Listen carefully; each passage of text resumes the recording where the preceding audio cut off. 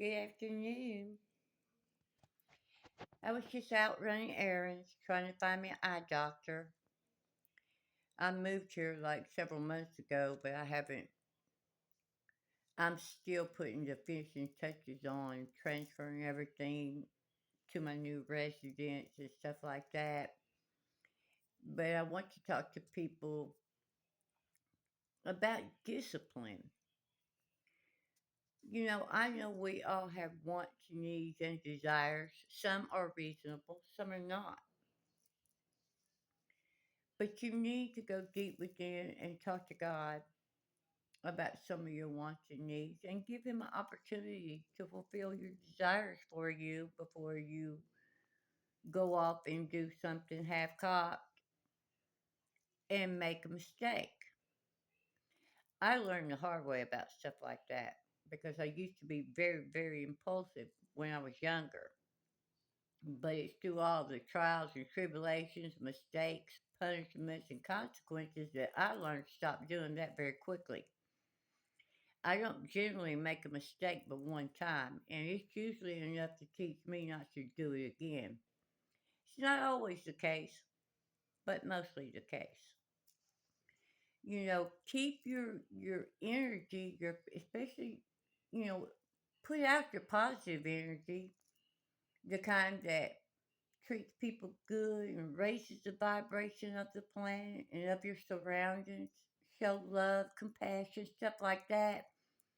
But when it comes to your personal life, getting up your time, your energy, even sexual, especially sexual energy, because if you are giving of your body in that way,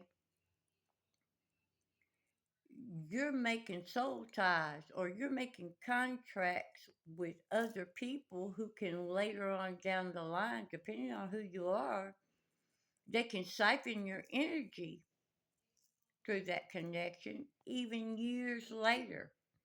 I learned this the hard way. I mean, because I have been alone or celibate for more than 8 years, so it never occurred to me that somebody could be taken from me in that way when I lay in this bed night after night all alone. But I learned somebody that I had been married to and been with 20 something years ago was still tapping into my energy in that way and manifesting great riches. First of all, I didn't even know that was a thing, that you could actually do these things. But magic is very real. I mean, for those of you who know, you know. And when you go through giving your body that way to another person, you open portals and you can do things I would have never thought imaginable that I now know for an absolute fact are real. People can cast spells by talking about you. They can wish negative things. They can project negative energy to you, and it does and definitely can affect you.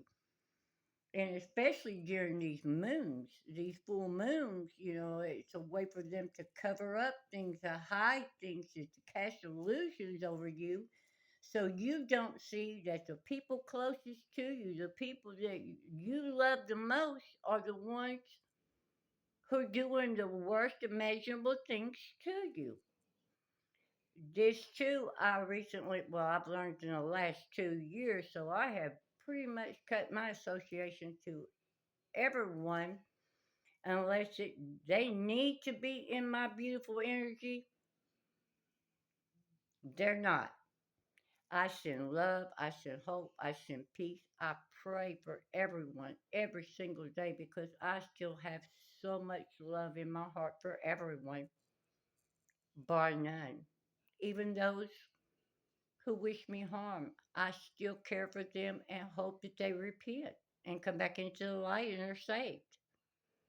But you have to take care of yourself. You need to plan. Make sure you got plenty of food. Make sure you put some money back so your needs are met and so you don't have to go to a person. You don't have to depend on the government. The only person that you should be asking for help to feed you, for clothing, for housing is God. He tells you in the Bible each and every day, He will take care of you, and He will.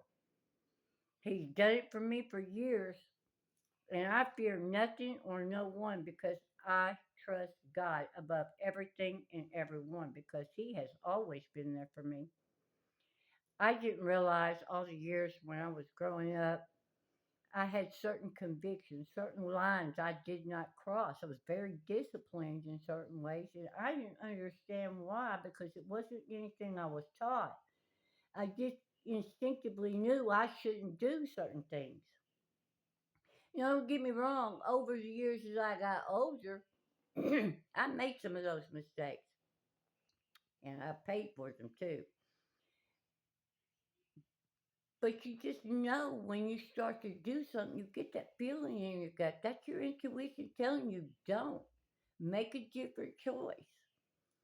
But we have got to learn to take care of ourselves and stop depending on the daggum government. Because the government is corrupt and they are not going to help you. And if they are helping you, there's an agenda, I promise. Grow you some vegetables, get together with some other people, start a garden so you can have fruits and vegetables and stuff to eat. So we don't have to pay these insane prices and maybe they'll drop them.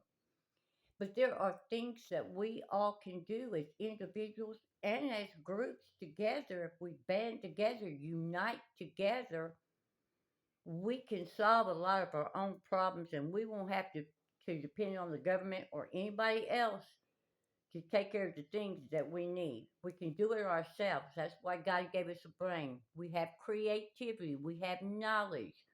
We have a body that most of us that is healthy enough to get out there and dig potatoes or plant some peas.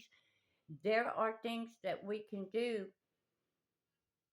but you're going to have to want to do it. And if the world continues the way it's going, some of you are going to be forced to do these things. So it's better if you start it now instead of waiting until the last minute for the rug to be dragged out from under you before you realize you should have done this stuff. Take care of yourself, take care of your family, and do your very best not to depend on anyone because you are smart. You've got beautiful energy, you've got a beautiful mind. Use it. Use it to your benefit. Who knows? You might even create something that serves everyone.